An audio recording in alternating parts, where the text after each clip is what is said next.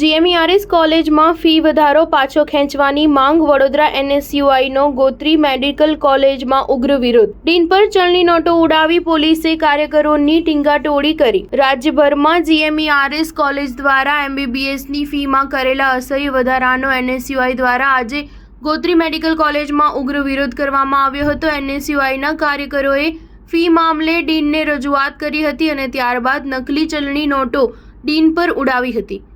આ સમયે પોલીસે ટીંગાટોળી કરીને 10થી વધુ એનએસયુઆઈના કાર્યકરોની અટકાયત કરી હતી. કાર્યકરોએ ભાજપ હાય હાયના નારા લગાવ્યા હતા. એનએસયુઆઈના વિરોધ પ્રદર્શન બાદ એબીવીપીના કાર્યકરોએ પણ વિરોધ કર્યો હતો અને આવેદનપત્ર આપ્યું હતું. એનએસયુઆઈએ ડીનને આપેલા આવેદનપત્રમાં જણાવ્યું હતું કે ગુજરાત રાજ્યના વિદ્યાર્થીઓને ઊંચી ફી ચૂકવી અભ્યાસ અર્થે રાજ્ય બહાર જવું ન પડે તે હેતુથી સરકારે 2010માં અંદાજે 8,500 કરોડના કેપિટલ ખર્ચે 13 જિલ્લામાં એમબીબીએસ તેમજ પોસ્ટ ગ્રેજ્યુએશન કોર્સ માટે જીએમઈઆરએસ મેડિકલ કોલેજ શરૂ કરી હતી. પરંતુ ગત તારીખ 28મી જૂને રાજ્ય સરકારે Gujarat medical education and research society સંચાલિત 13 મેડિકલ કોલેજની ફીસમાં રાતોરાત વધારો કરી દીધો હતો.